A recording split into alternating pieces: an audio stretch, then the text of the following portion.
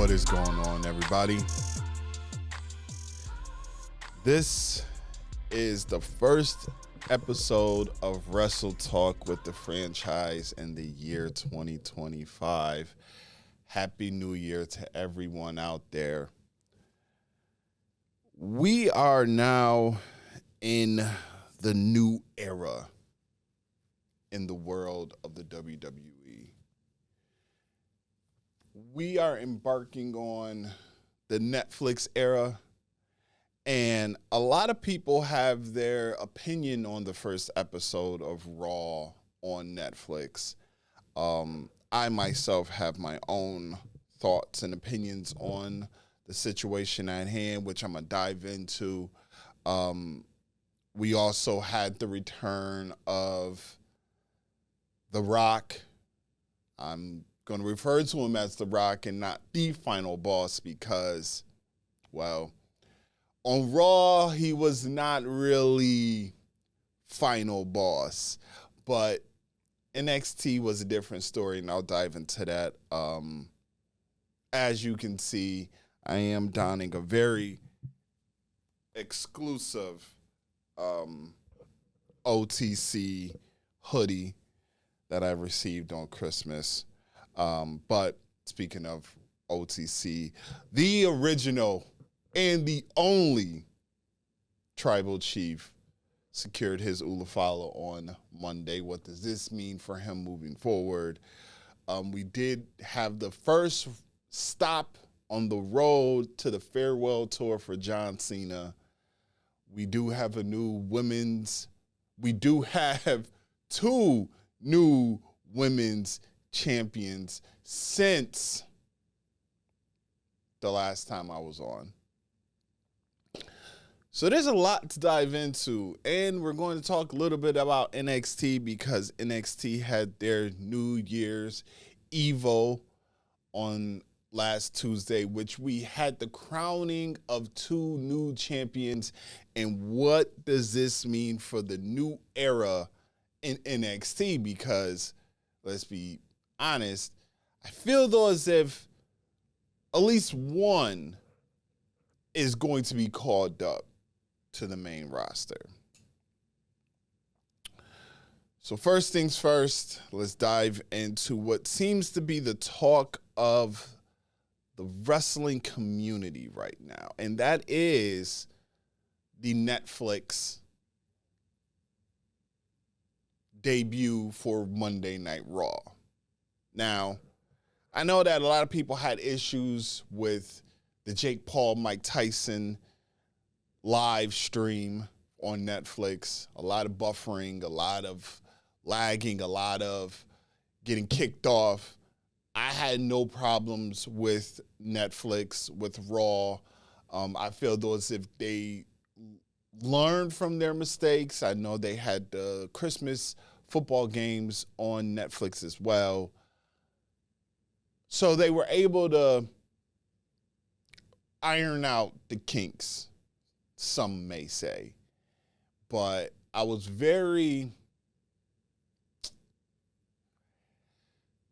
originally when I watched Raw on Netflix, I was very much,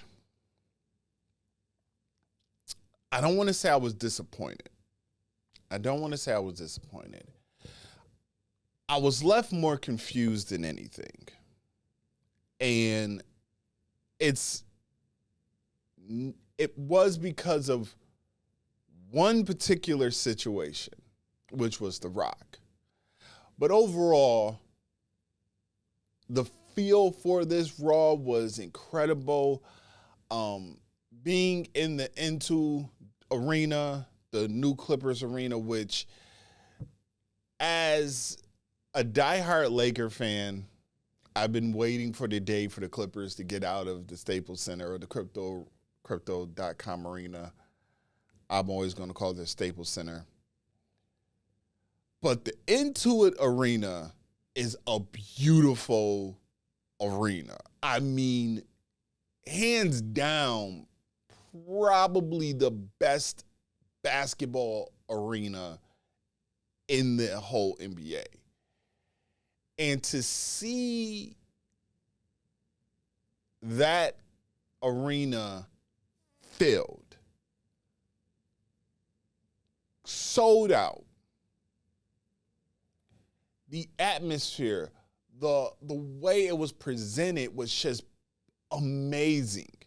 And then the video package in the very beginning kind of highlighting not just WWE's history, but wrestling history in its entirety.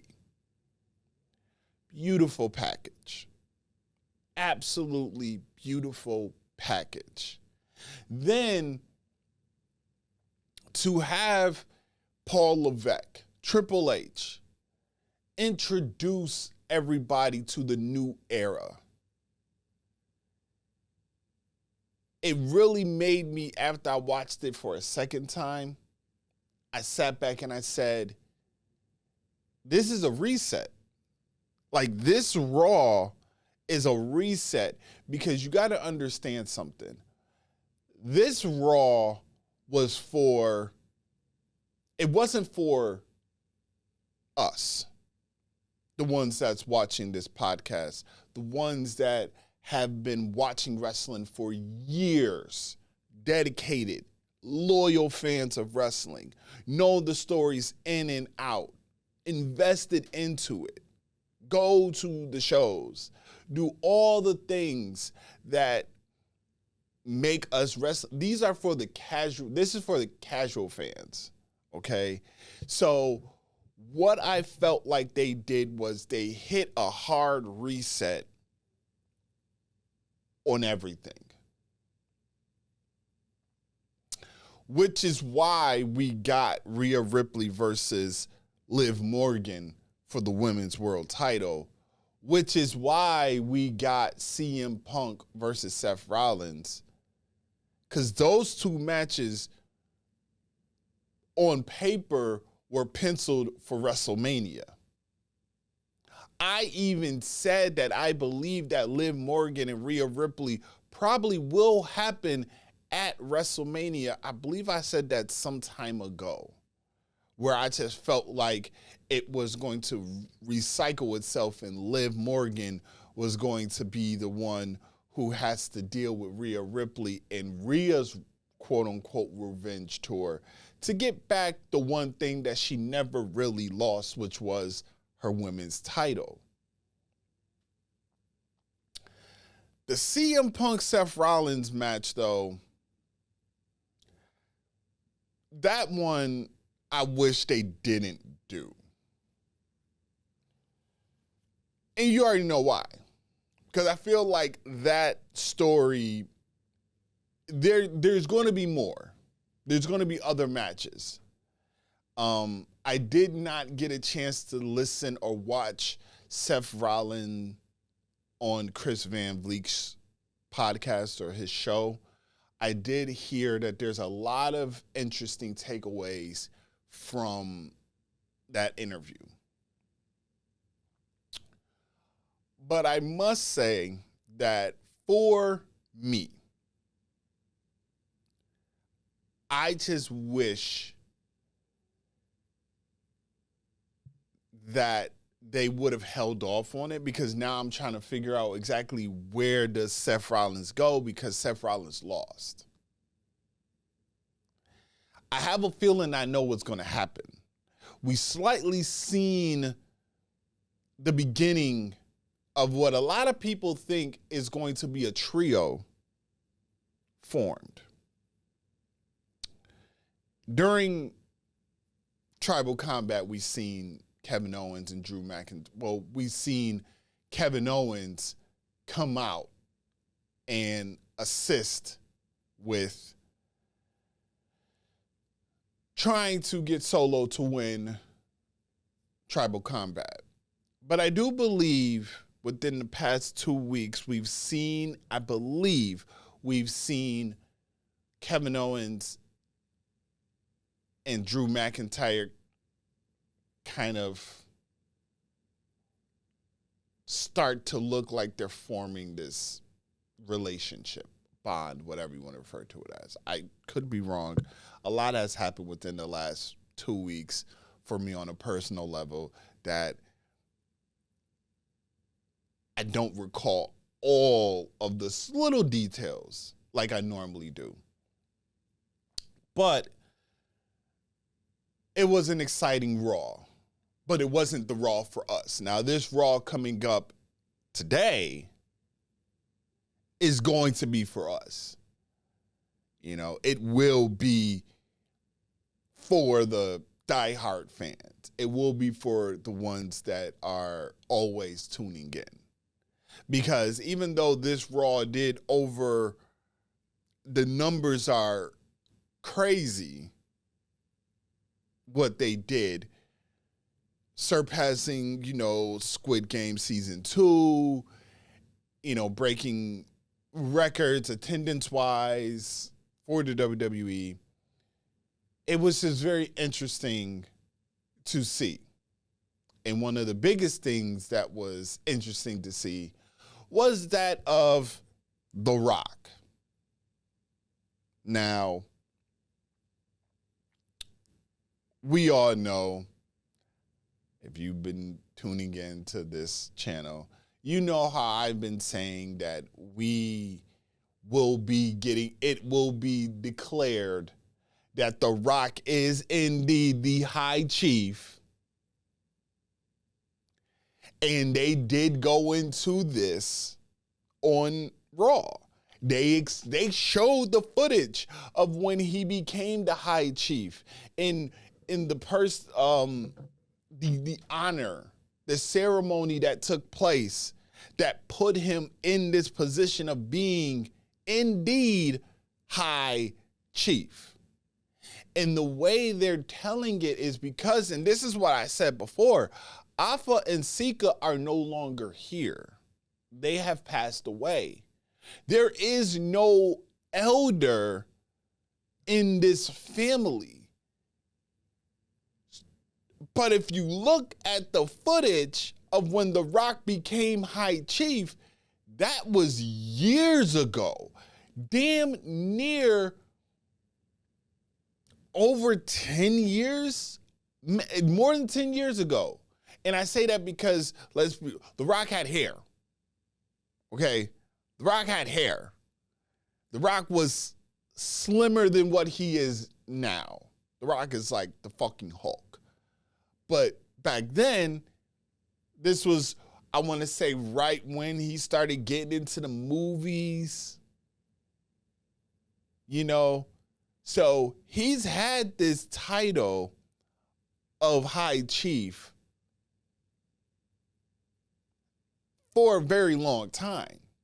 They're just now presenting it in the wrestling story because Alpha and Sika are no longer here. So The Rock comes out on Monday and he's an ambassador.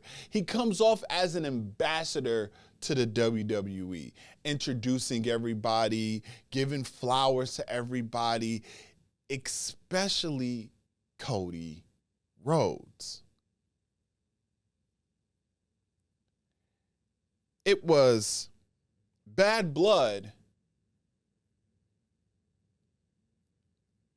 and we seen The Rock appear at Bad Blood and seemed to be a little upset at the idea of Roman and Cody teaming up to take on the Bloodline. We all remember 1, 2, 3, and the throat slash. We remember that.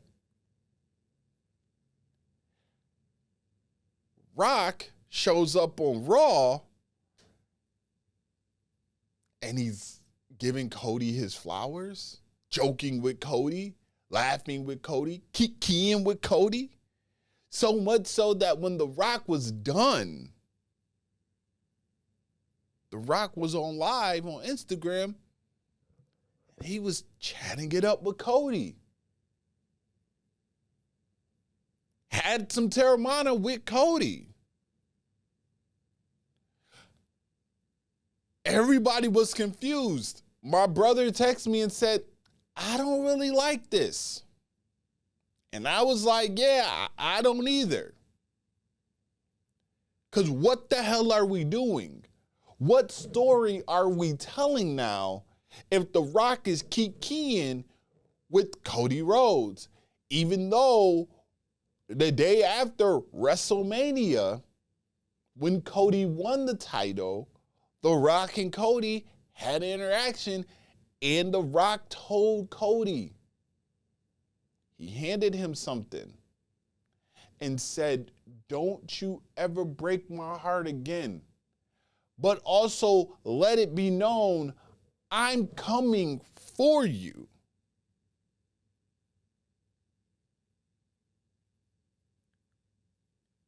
And then we get that. We get The Rock and Cody all hugged up, kikiing, laughing, joking, like we didn't just, like as though as if they hit a hard reset. But then on NXT, where The Rock has never been, and it's something about the NXT crowd, it's something about the atmosphere in NXT that gets the wrestlers feeling like, oh, yeah, this is the hit I need. As The Rock always refers and always taps his arms and goes with the goosebumps. He really felt the goosebumps being in NXT. Ava, his daughter, told him, you never experienced anything like an NXT crowd. And sure enough, he didn't. And then we got a snippet of the final boss.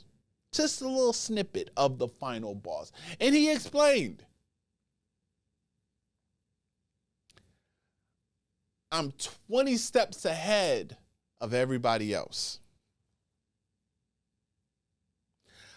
I'm 20 steps ahead of everybody. He says something else that was very interesting, and this is why I'm going to, as he said, sit back and enjoy the ride that The Rock is going to take us on. Because The Rock said something that was very telling,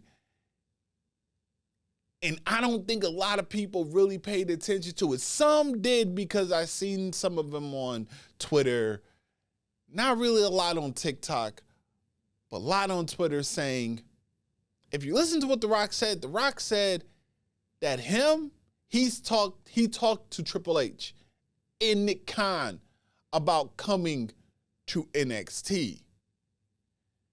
But nobody was talking about The Rock appearing on NXT. We didn't know about The Rock appearing on NXT until he was signing off of his Instagram live and said, NXT, I'll see you tomorrow. There's a lot of rumors and speculation going around of The Rock being scrapped from WrestleMania 41 plans. Oh, he has to reshoot Moana. He has to do some reshoots for Moana live, the live action. So he has to do that, and he's doing it around WrestleMania time. So they scrapped the whole idea. Some are saying that's why they even did the hard reset with the matches, that with the tribal combat and CM Punk and Seth Rollins. Then somebody says, because this is all wrestling conspiracies now, he said he's 20 steps ahead. If we go back to Raw, when Roman Reigns successfully regained the Ulafala, and him and Paul Heyman is walking backstage, and Paul Heyman is talking to Roman Reigns like, Roman, my tribal chief, how do you want to celebrate this? And Roman Reigns said, January 27th. January 27th, if I am correct, is a Monday. That Saturday before that Monday is Saturday night's main event in San Antonio. Somebody said, The Rock said 20 steps. He said that on the 7th, 20 days from the 7th is the 27th. Raw, Roman celebration of him being the tribal chief. This is where we will get Roman and The Rock's story to start to build up.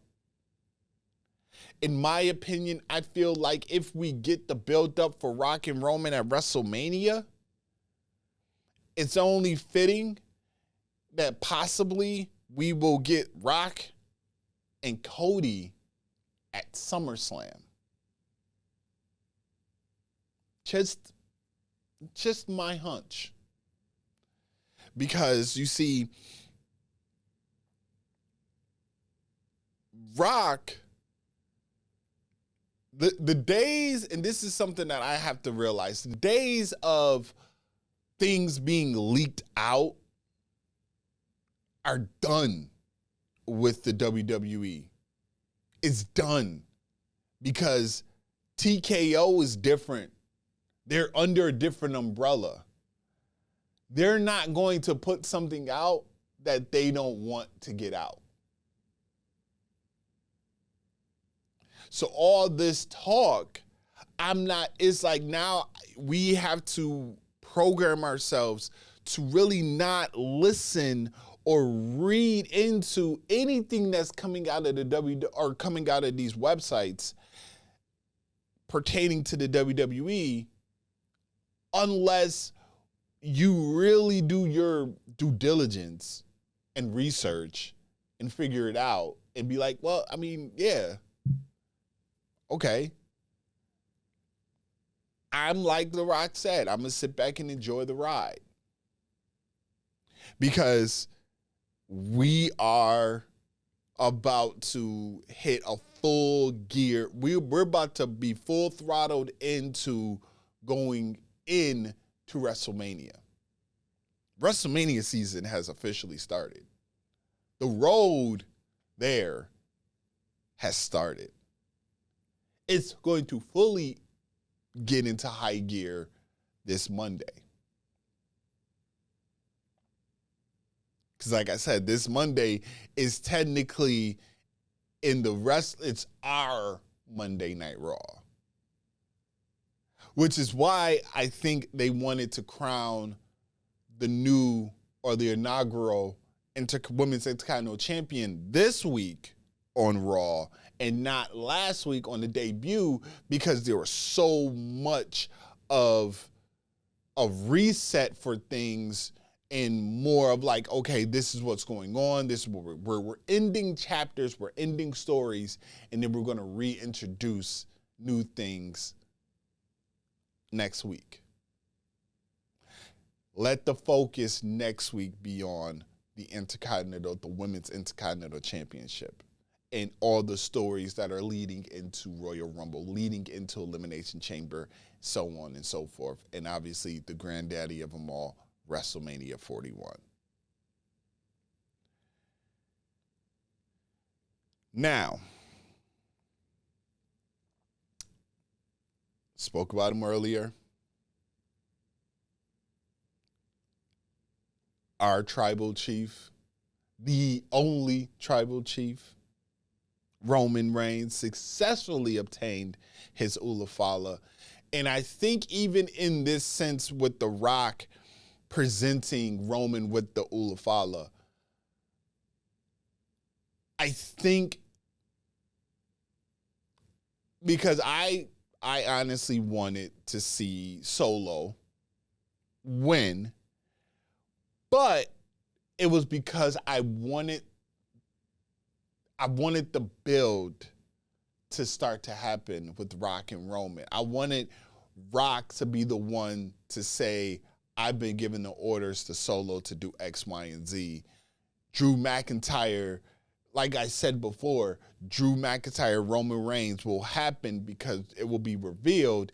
And even when The Rock was talking to Drew McIntyre backstage, you could tell that they genuinely have a found respect for one another, and they really mess with one another. I thought that was what we were going to see. We were going to see Roman Reigns lose, Solo obtain the Ulafala. Drew McIntyre is of assistance. Rock is revealed to be the High Chief and the one to give the orders.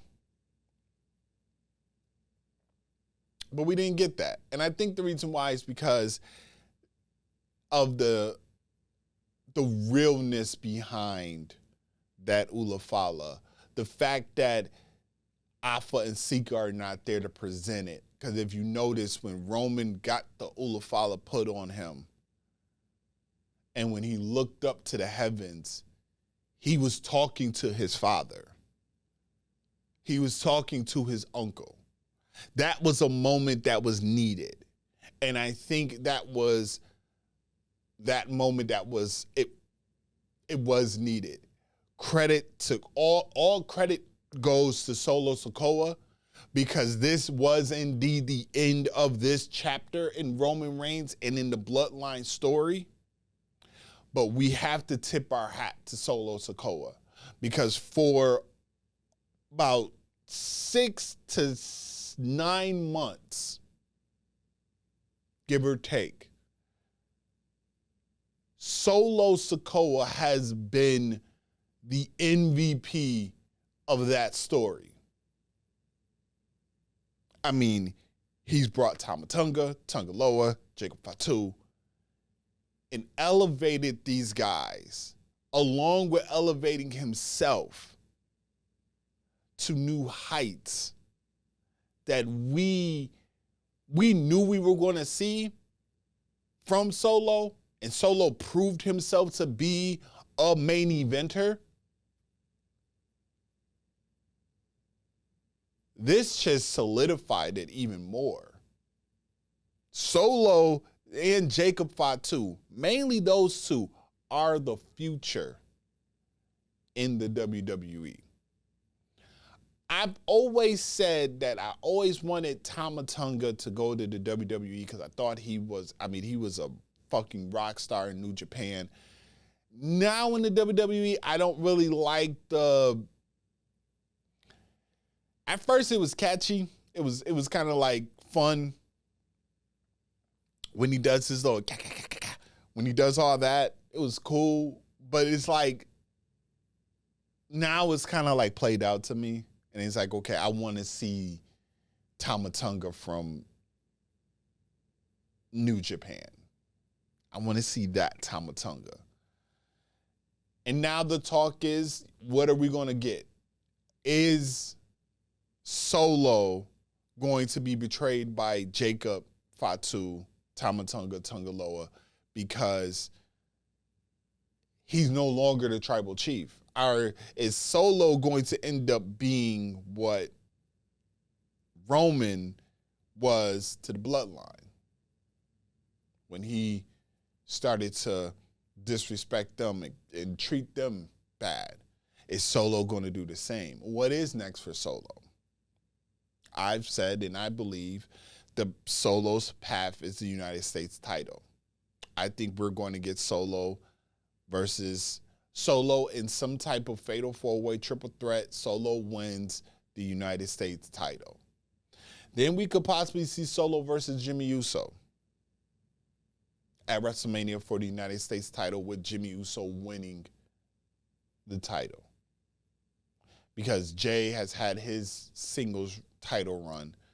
I think they want to get Jimmy a title run as well as a solo star.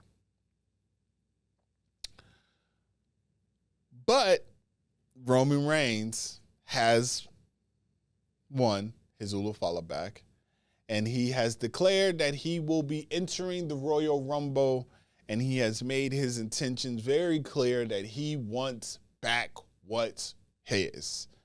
and that is the Undisputed Championship. We all remember the very amazing video package that was presented to us when he challenged Solo for tribal combat for the Ulufala, and he said that when he gets his Ulufala back, he's going to remind everybody who he is, and everybody will indeed acknowledge him because he's going to take back his island, he's going to take back his bloodline, and he's going to take back his Undisputed Heavyweight Championship. I don't think that's going to happen. Not right now. I don't see it happening now. But it will be interesting to see what path Roman Reigns is about to go on.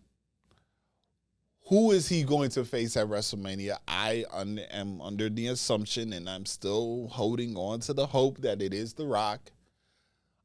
People are, speculating it could be Jacob Fatu, which I don't. It's not at the same height level as The Rock. Everybody is clamoring for The Rock and Roman Reigns at WrestleMania. Another person who has announced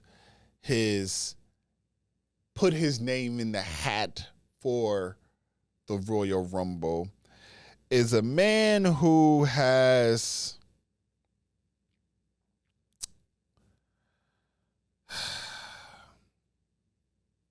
this is it for him. The tour, the last tour, the John Cena farewell tour. John Cena has announced him entering the Royal Rumble. Now,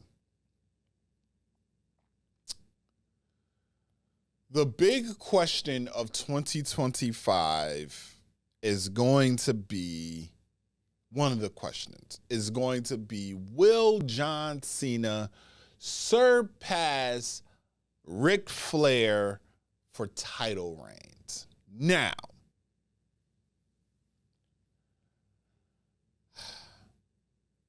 this record is an interesting record because it is a record that Flair, 16-time world champion,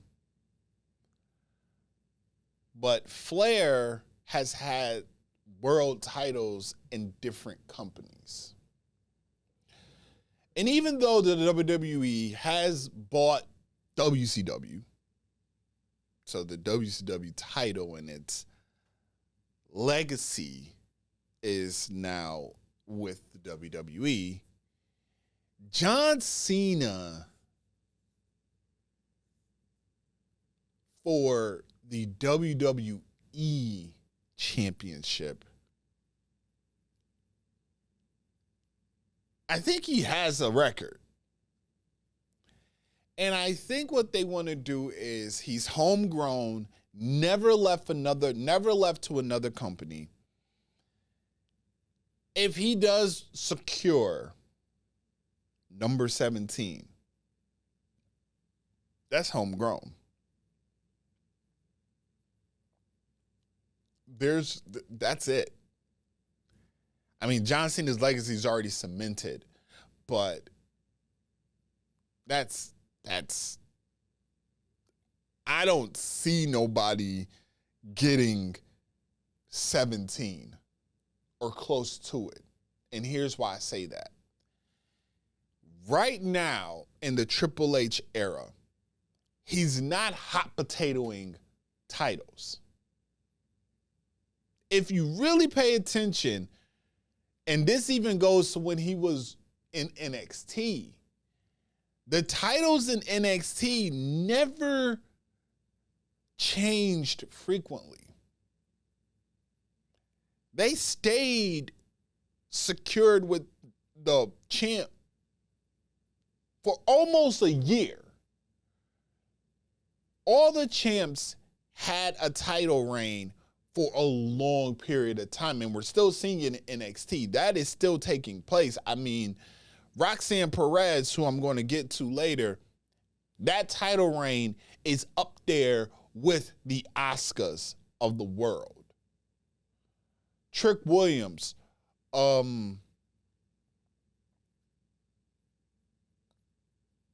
Mello, yeah, you know, there's these title reigns that we're getting that it's just, they're longer. Cody Rhodes is about to embark on a year holding that title. Okay? Seth Rollins, they've all held the titles for a long period of time. I mean, Nia Jax won the title in August and just lost it beginning of the year. So you're getting these title reigns where the champ is not losing in like a month or 2 months. No, they're holding the titles for a long period of time. So that's why I don't think that we're going to see another longevity. We're not going to see a title reign get built so quick like they were during the McMahon era. But I do see John Cena winning a world title. Do I see him winning the Royal Rumble? No. Do I see him possibly, if he doesn't win the Royal Rumble, winning the Elimination Chamber and getting the opportunity to fight for the title? Yeah. Do I want to see John Cena in a main event or compete at WrestleMania for the world title? That's a tricky one. That's a tricky one. It's a tricky one because John Cena, he's going to be heavily involved this year. This is his last run. You know, so he said he's going to, and he is going to commit. The one thing you can say about John Cena is when John Cena says, I'm going to do something, John Cena is going to be committed to doing just that. So I'm very interested to see how this plays itself out. You know, when will John Cena, that's the question, surpass Ric Flair's title reign? That is going to be the question. I will say the fairy tale will be WrestleMania. That will be the idea, is him winning it at WrestleMania. I can see it probably them holding off to like his last match. I can see something like that. I won't be surprised if his last match he wins it and then he retires, and then we have, going into next year's Royal Rumble, the winner of the Royal Rumble winning the world title or the undisputed, whatever title is that John Cena won. I can see them doing something like that. Because there's only been 2 times that the winner of the Royal Rumble becomes the world heavyweight champion. And that was, I believe, when Flair won it in the 90s and when Triple H won it when Roman had to defend the WWE title at the Royal Rumble. And that was the debut of AJ Styles and all that stuff. But yeah, I can definitely see something like that happening. John Cena's last match, he wins the title. The following night, he announces that, you know, this is it. He's retiring. He's giving the belt. He's giving the belt. The belt is now vacated. Winner is declared at the Royal Rumble.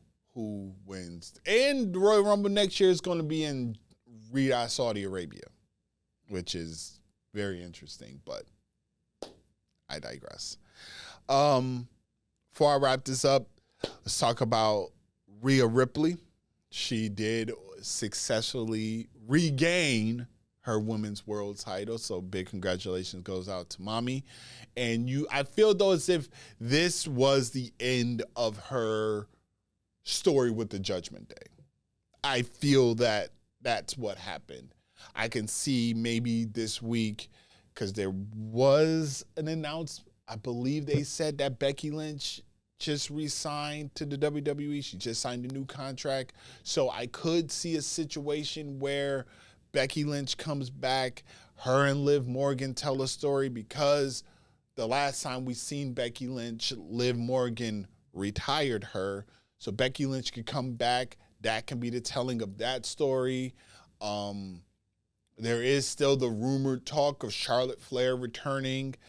Is she returning at the Royal Rumble, or will she return on Raw? I feel more SmackDown, unless they hot potato Andrade on the Raw. Very interesting to see where she goes from here. What's next for Rhea Ripley going into the new year, going into 2025? We're in 2025. What's next for the Eradicator? What's next for Mommy in 2025, now that she is the women's world champion? Are we going to get her and Io Sky to have a little thing, whatnot? And then we got to talk about Tiffy time. We got to talk about Tiffany Stratton winning the WWE Women's Championship 2 weeks ago on SmackDown, cashing in on Nia Jax. The pop that happened when she did it was amazing. I mean, this was long overdue. We all knew that it was only a matter of time before she did cash in that briefcase. And man, oh man, her doing it the way she did it, it was warranted. I loved it because Tiffany Stratton we knew she was getting that mistreatment by Nia Jax. And so for Tiffany to kind of swerve everybody, swerved Candice LeRae and swerved Nia Jax to think that this is what was happening, and then she cashed in. Great thing. It was not announced, but they had a fatal four-way this past Friday night on SmackDown in which Bayley won. So we're going to get Bayley versus Tiffany Stratton. Do I see it happening at the Royal Rumble? That's a long build up for it, but just like that, we'll be into the Royal Rumble February 1st. Yes, February 1st. Could happen at the Royal Rumble. But I'm very happy for Tiffany Stratton. Well deserved. The rocket has been put on her back, and she is about to go to the moon. And then some. Everybody is still trying to figure out. I mean, Jade Cargill did post out a tweet of her, and it looks as if she'll be making her comeback soon. So be very interesting. Like I said, I feel like Naomi and Bianca Belair had something to do with the attack on her. Nia Jax has been one alluding to that as well. So it's going to be interesting to see when Jade Cargill makes her return. And we're pivoting from there, going before I wrap this up. Where does CM Punk go, or where does Seth Rollins go from here? Well, where does both of them go now? Obviously, CM Punk has his eyes on main eventing a WrestleMania. I can see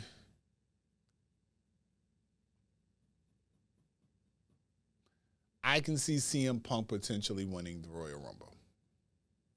Early predictions, CM Punk. where does Seth Rollins go from here? I see a character change in Seth Rollins, and I see the holy trinity of Kevin Owens, Drew McIntyre, and Seth Rollins coming together. I can see that happening because all three have very convincing arguments on why they stand in their truth. But I can definitely see a character change in Seth Rollins. I could see maybe him snapping a little bit. If you happen to watch or listen to Busted Open leading up to this Monday Night Raw, first ever on Netflix, Bully Ray said that he spoke to someone who's close with the situation in the WWE who has confirmed there is true tension between Seth Rollins and CM Punk. More so on Seth Rollins than CM Punk, but there is tension there. I feel though as if we are going to get obviously a trilogy out of these two. When is the second match going to take place? Hopefully it's WrestleMania with a title on the line. But I'm very interested to see Seth Rollins change going into the new year. You know, he's just lost this match against CM Punk. CM Punk didn't really tease him, but he did make it like, I'm the best in the world. We know the infamous picture where he's on the apron like this. Seth Rollins was definitely not thrilled of taking this loss. So yeah, I'm very interested to see where Seth Rollins is going to go from here. I feel the turn is going to happen, and he has all the right to do it and go to the fans and be like, y'all cheered for this man after he left. He abandoned us. And I believe Bully and them said it. Now that he's won this match, you cannot use the you left, you abandoned us story. But there's a way you can. And that's what CM Punk, Roman Reigns, Paul Heyman. That you can go back to the abandoning. Because as I said before, Paul Heyman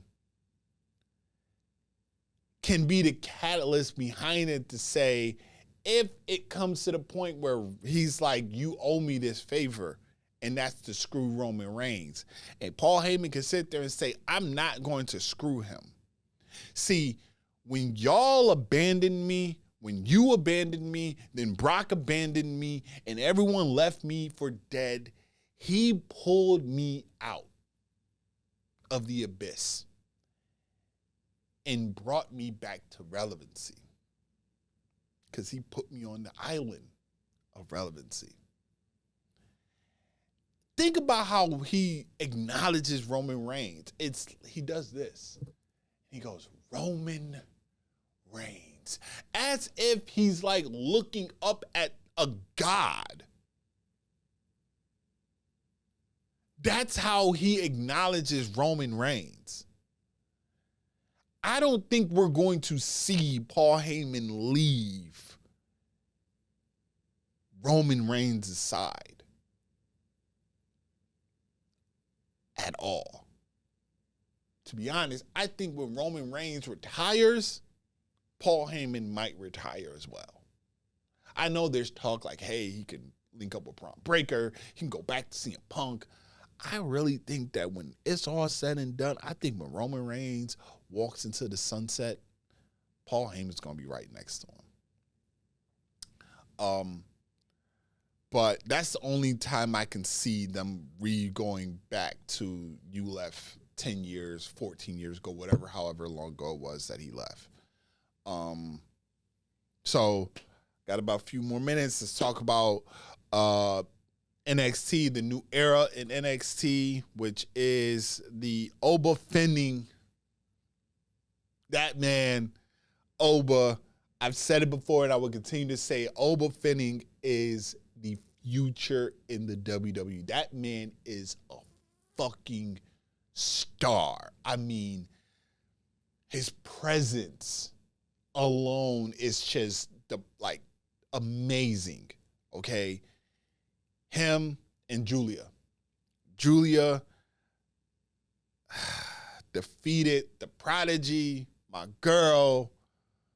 She, say what you want to say about Roxanne Perez. Roxanne Perez is legit. Flowers is given to her because she held it down. I know a lot of people probably thought that she wasn't. A lot of people, when I first seen Roxanne Perez, I got the Bayley, she's kind of like how Bayley is, like the hugger and bubbly and all this. And all it took was that snap and that character change. And once she went heel, it just turned up a notch and she just became,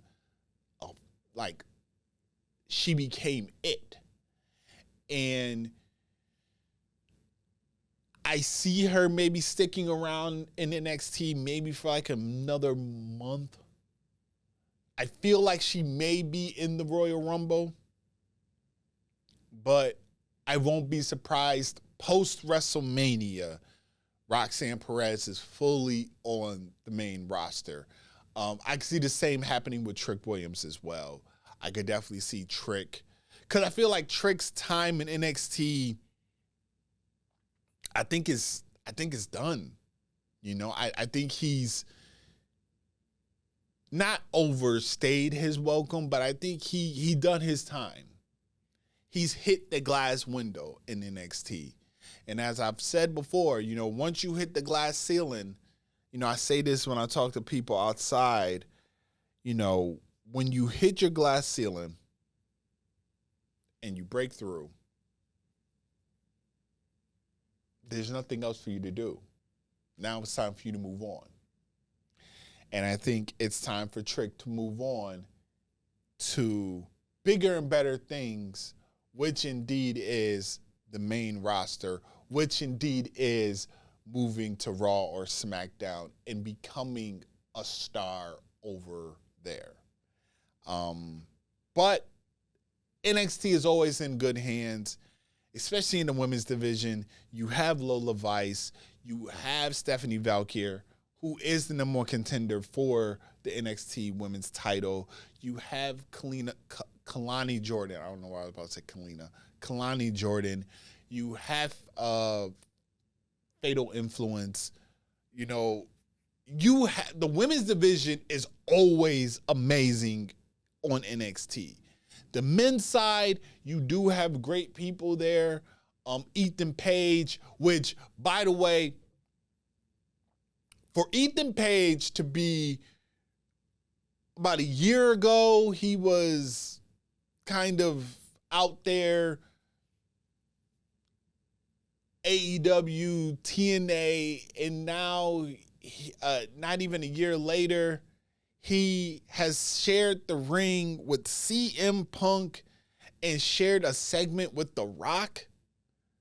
That's equivalent to when Austin Theory shared a ring with John Cena and then shared the ring in a promo with The Rock. It's like these two who, especially Austin Theory, was deemed to be the future, but Ethan Page, he has it. I can see him coming to the main roster and doing amazing things on the main roster. But, you have so many different talent there in the WWE, in NXT, that every time you think that NXT may take a dip, they don't. And it's going to be amazing to see this new era of NXT with these two as your faces of the product, Oba Fenning and Julia. So that is it for this installment of Wrestle Talk with the franchise. Like I said, guys, this is a new year. I'm looking forward to this year in wrestling. It's just going to be amazing. I didn't dive into AEW because I really haven't watched it recently. Like I said, I've had a lot of personal stuff going on that kind of has taken me away from watching it as frequently. But now that AEW is on Max, I can go back and watch it and kind of catch up on things. So that's what I plan on doing. But I will be back next week with another installment, and we will talk about everything that happened. You know, we have a crowning of an inaugural Women's Intercontinental Champion to be crowned tonight. We have a lot to dive into as far as the road to WrestleMania, with the first stop being the Royal Rumble.